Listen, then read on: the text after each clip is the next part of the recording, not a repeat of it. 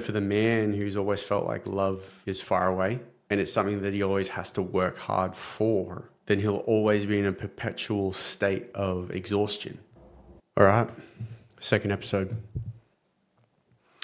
Once again, there is really no structure to this, and we're going to roll with whatever comes forward. So we've had a lot of rain over the last couple of days, and it's always an interesting topic because some people love it and they see the importance of it, and then other people are just so negative when the rain shows up and it's like, this fucking rain, where'd the sun go? And then they're just like in this state where they want the rain to go away and just get straight to the sunshine. And usually I find that's a representation, if you stay talking with a person long enough, of how they actually show up in their own world and in their own life. Is that they want all the things to be perfect and they don't want the challenges that come along. But they fail to recognize that you can't have one without the other. It just doesn't work that way. And going through life, I've been in seasons where I've really just thrown a bit of a pity party and I've wanted things to be better. I've wanted to be better, but I didn't realize that my desire to be better was really just stuck, and I was sabotaging myself because I was just trying to get rid of the challenge. And it's so easy to find everything that's wrong. It's so natural for a lot of people, including myself, to look at the things that you want to change and you want things to be different. And it's almost like there's just so much energy around why? Fucking why? Like, why me? Why is this happening? There's space for that, and there needs to be. But staying stuck in that mentality, in that state of just negativity, of being a victim, and your happiness is at the hands of everything else around you, it's a very vulnerable state to be in. And usually people that stay in that place, they don't find what they're looking for ever, because things always need to be better than what they are. And this is common, not just to do with the weather, because there's benefits to the rain. It waters the plants, it feeds the soil. It brings a clarity to the air and gets rid of all the shit that's just been floating around. It's just like, it's a washing anew. And when you're in it, like the grass outside, it's muddy as. I take my dog to the park every single day.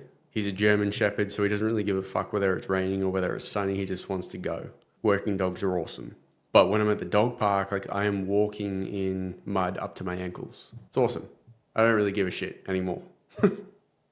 I used to bring like towels and change of shoes and clothes and all that sort of stuff. Now I just use the water fountain there to wash off afterwards. When I get home, spray him down with the hose, spray myself down, and then we're golden. But in that, it's so easy to get caught up in, it's dirty, I'm going to get filthy, and it's not good, it needs to dry out, and what the fuck, like, we need some sunshine. But it really, like, when you break it down, it really doesn't have much to do with the weather and the surroundings. It really has to do with the perception of it. And I have been one of those people that always looks for the negative, always looks for the threat, always looks for what is going to go wrong, because I'm trying to protect myself and I'm trying to keep myself safe. And it also matches an internal belief that I don't actually deserve to be happy. I don't deserve to be okay. So a lot of the behavior that comes out, I have a lot more grace for it these days, but it's so interesting to see how people perceive certain things just based on what they have been through and the beliefs that they've formed throughout the years of living. And weather's a big thing. Everyone has opinions on it. Politics, health, family, all of these things, people are so loud, and people love to put their input in because really they think they're right and they think that they can contribute. But really, like, if we all took a little bit of a step back and turned inward, I'm sure it'd be a bit of a different story. And the same goes for relationships. And a lot of the men that I work with, it's a game of turning back inward. When we've been so focused on challenges in relationship and problems, and what's not working and how we're fucking up and what's going wrong and why just can't seem to get it right. And she's always pissed off at me and nothing I do ever feels like it's good enough for her. There's a continuation of the same pattern time and time and time again, sometimes with a new woman and the woman after that. They experience the same challenge and they don't know what to do. But they don't realize that this is reaffirming a belief that they've held around love and their own worth. So it starts to dictate their behaviors. So for the man who's always felt like love is far away and it's something that he always has to work hard for, then he'll always be in a perpetual state of exhaustion, of taking on more responsibility than he needs to, of not actually speaking up and asking for what he needs or saying no. Because he's afraid that if he does that, the love that he's gotten up until this point is going to get taken away. He's going to upset his partner. She's going to leave him. There's a story there, right? And that story is built on what he's been through, how he grew up, his relationships with his mum, with his dad.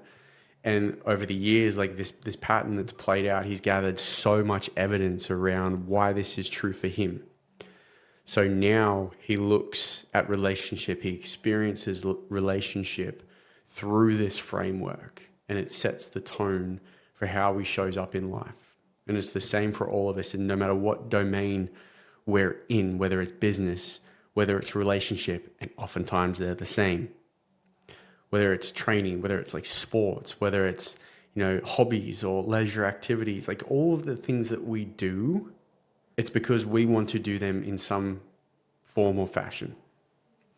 And this is where it doesn't take away the responsibility of the hurt that some people put onto you, but it does allow a level of ownership and agency to be able to work through the trauma, work through the pain, work through the challenges that you keep coming up against. And this is where every time you complain, every time that you blame, every time that you just throw your hands up and fucking retreat because you can't be bothered to do the thing, then you're reaffirming a belief that you're actually not worth the effort. You don't deserve to change. You're not going to be okay. And the truth is you won't be.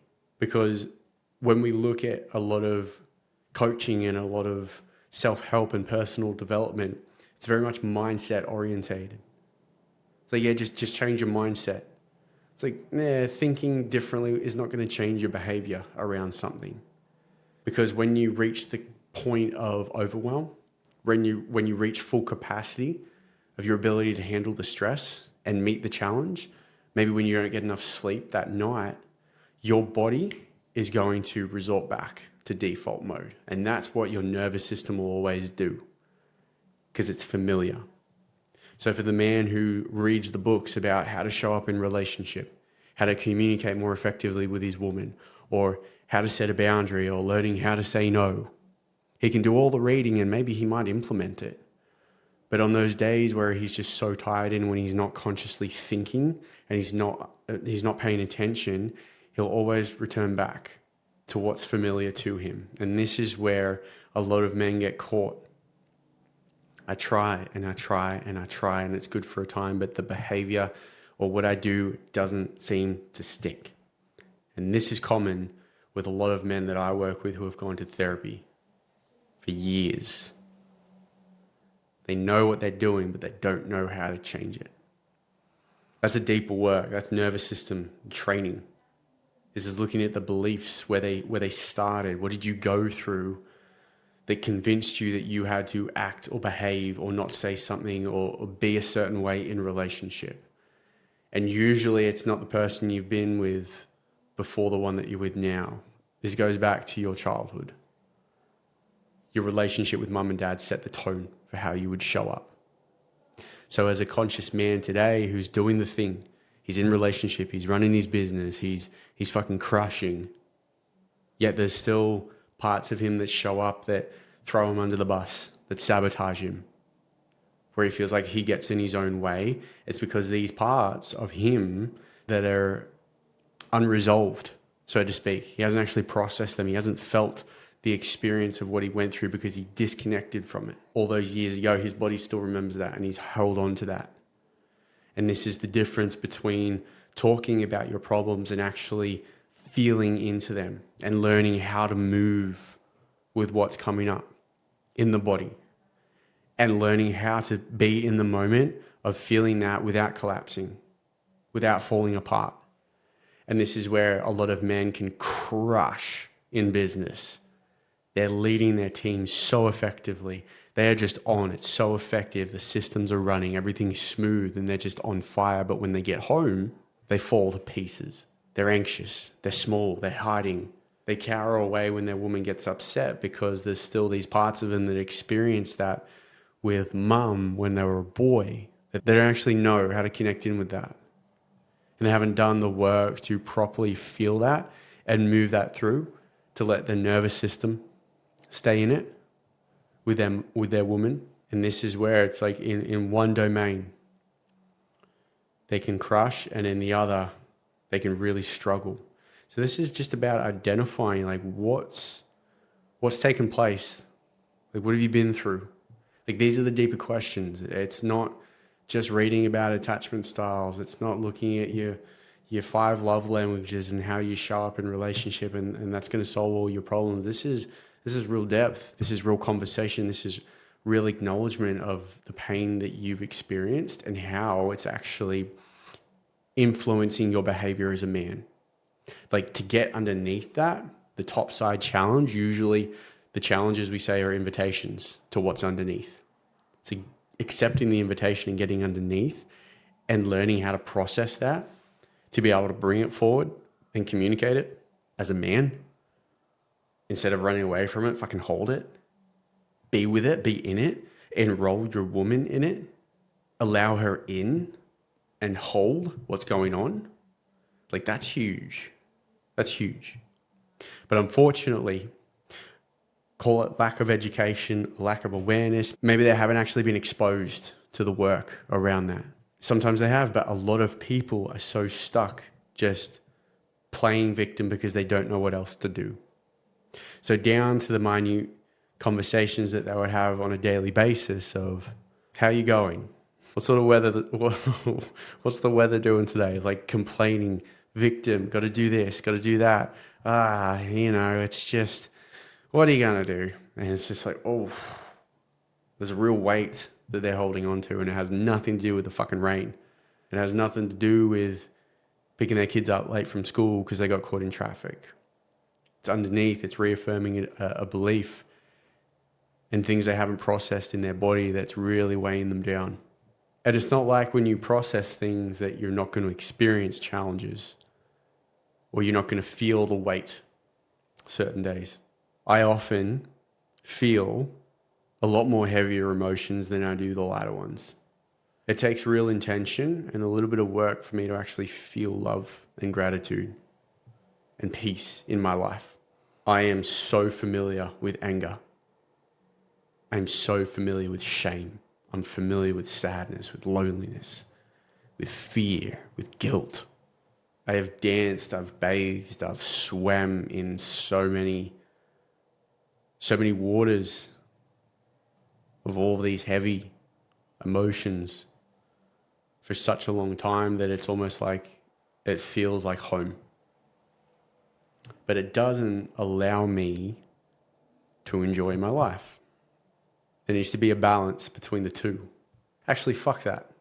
There needs to be permission to feel both. And I say permission because for a long time, I genuinely believed that I just didn't deserve to be happy. So there would be days where I just wouldn't smile. I wouldn't feel lit up. I wouldn't feel the joy. I wouldn't feel enthusiastic about life. I was just in suffering, and that was familiar for me. Some people call that a level of stoicism if they met me. I was respectful. I was kind. I'd have some great conversations, but underneath there was some real pain there. Some days it's still like that, but this is the art of what it means to be a fucking man. It's like, can I hold both? Can I hold the weight and the grief of what I've been through and what my body feels is familiar? And can I also feel gratitude? Can I implement that?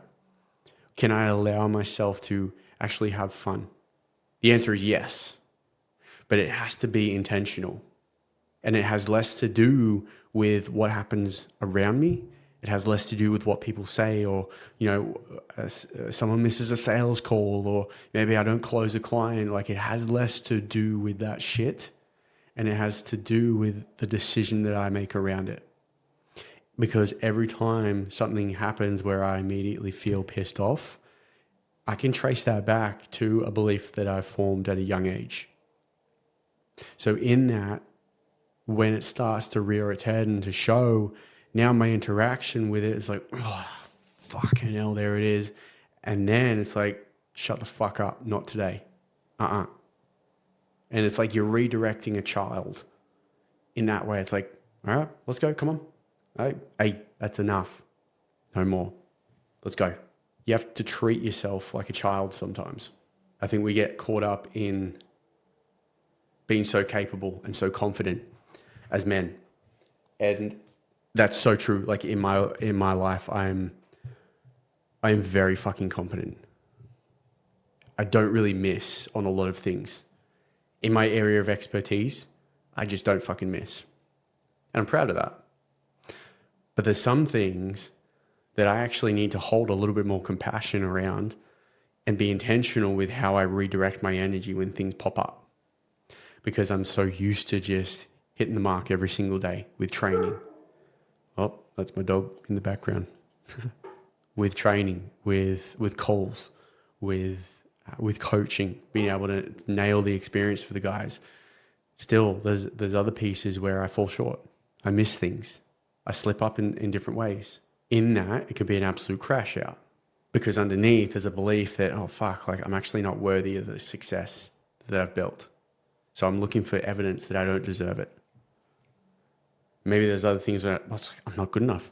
Fuck, he's doing it better than I am. I should just not post. I shouldn't make this video. All of that is geared around a belief. And prior to making this video, I genuinely didn't want to do it. I couldn't think of anything worse. But here we are. The work for a lot of men is not trying to add fucking 10 steps to a morning routine. The work is figuring out what you want, look at what's holding you back, and what do you need to do to get what you want. Simple as that.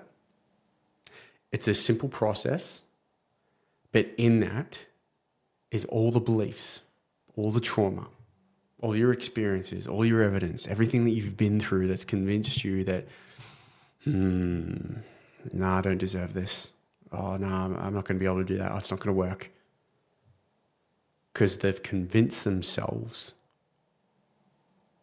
that they don't get to be okay. They don't get to get what they want.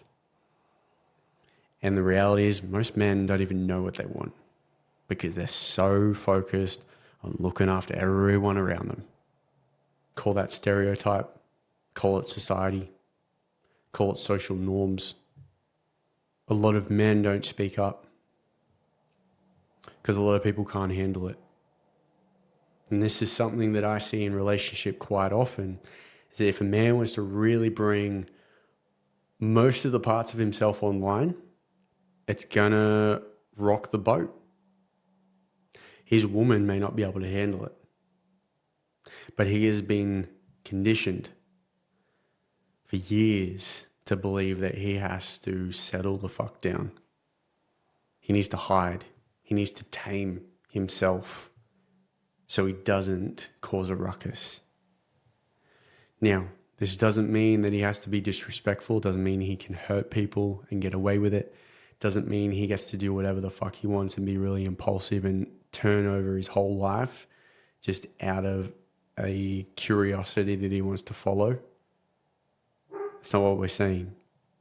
but it's dreams, it's boundaries, it's wants, it's needs, it's how he wants to be at home, what he wants to receive when he gets home, how he wants to interact with his partner, how he wants to love and be loved in relationship. Like this all matters, but so many men are just stuck going to work, coming back, having dinner, spending a little time with the kids, then going to bed. Like it's the same thing over and over and over again, and the man's soul is fucking dying because he's not actually lit up by the life that he's living. And more importantly, he hasn't actually been in a space where he's around other men who are doing the work to heal, to feel, to step up, to lead, to ground in, and to find out who they really are. He's just isolated. He's got his work, he's got his woman, and he's got his problems. And when he can't handle his problems, he uses things to cope. TV, alcohol, more work, porn, drugs, pokies, hanging out with the boys. Like all these things that take the edge off for him just so he can recover enough to go straight back into it the following week. Like there's a real issue there. So the work that I do with men when they come to me is that they're so focused on what's not working for them that they've forgotten that there's more on the other side of it. My role isn't to convince them that there's more. My role is to support them to be able to tap into more of themselves. And when they can do that, then they get to approach life from a different position.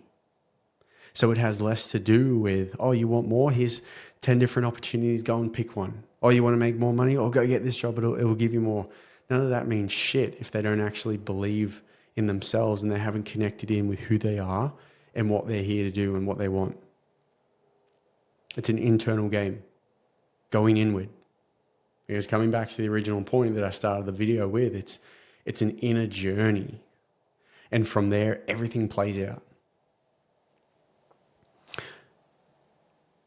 A lot of people think it's fixing the relationship first and then they'll be okay. It's getting a certain amount of money in the bank, then they'll learn how to relax. It's just getting healthy and fit enough to go join the gym. They've got it fucking backwards. You got to do the fucking thing first and then you'll get what you want. You got to go to the gym to get fit and healthy. Relationship, you've got to do the fucking work and be in it to get what you want. You're not going to be able to do the work and go into a fucking cave and come out and be perfect enough to jump into a relationship. It doesn't work like that. In order to experience the blessing in life, you've got to be able to experience some challenges. You want the sun? Cool. Then you'll have to deal with the rain. Simple as that. You can't have one without the other. And to think that you can is delusional. And you're denying the most important part of your journey because it's in the rain, it's in the challenges, it's in the discomfort, it's in the not wanting to do the thing but fucking doing it anyway. It's in that where you really discover like what you are made of. And that's where I've stood in rooms with men who have the capacity to create real fucking change, not in their own world, but in the lives of men across the whole fucking world because they have a massive reach. They've built incredible empires. But the conversations that are having or that are being had brings it right to their front door, to their heart. Because they're so connected. They know who they are. They've got to go deep before they go wide. And that's a cool journey. I'm on that journey right now. More depth.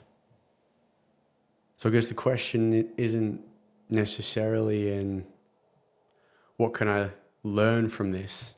Or what can I get or gain from this experience? But it's really like, what is this calling me into?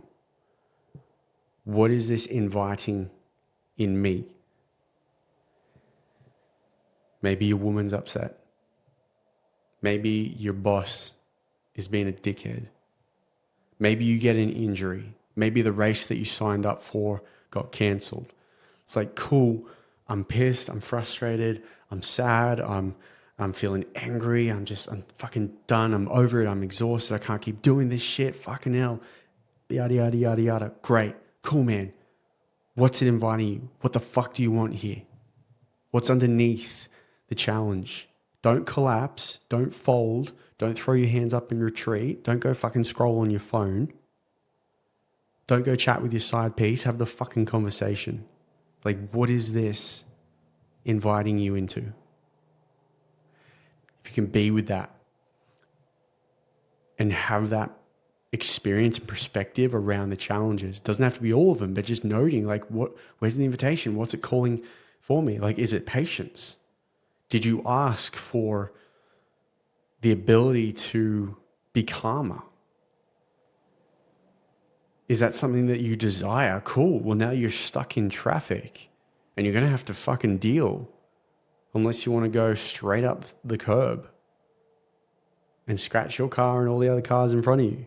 Like, you got options, man. But at what point do you start to accept how you experience this and stop complaining about the way things are folding or unfolding in front of you?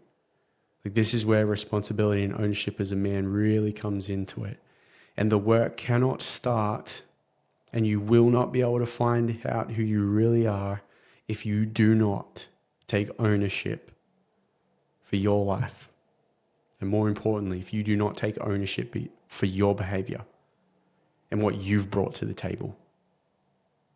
So, once again, starting each video with no point at all. That's off the rip, just a tangent. This is what goes through my mind most days. And I'm actually practicing thinking less. Because for such a long time, I've really just played massive conversations over in my mind and answered my own questions and gone back and forth. But the problem is, with that being so introspective, I just get paralyzed with it. So this is partly a way to cope and deal with that, and also maybe put some value out there. Depending on where this goes and what each week brings, we'll keep showing up. But if you made it to the end of this video, I appreciate it very much. Thank you.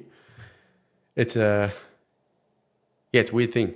I don't know, just staring at a camera with a fucking microphone.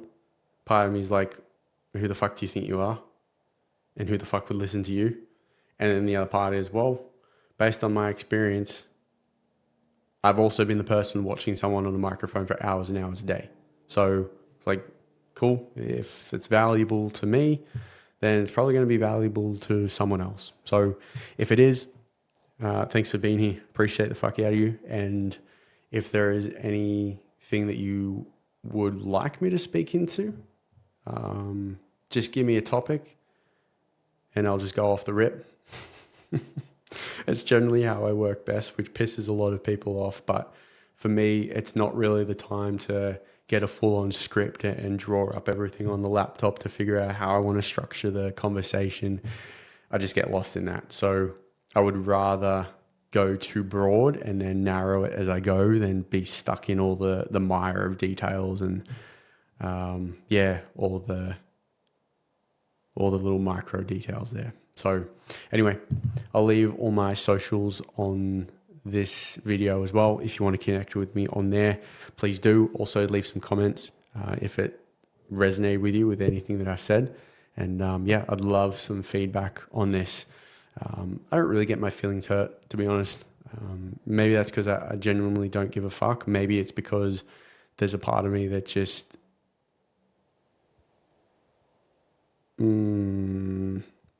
maybe there's a part of me that's been through enough and has made enough connections in my life to really value constructive criticism and not hurtful comments. So social media is a wild place. I have like 155,000 followers across the platform. So yeah, man, some wild shit gets said. It's kind of hilarious. But anyway, if you got some constructive criticism for me, leave it. I'll give it a read and I'll take it on board. Appreciate you.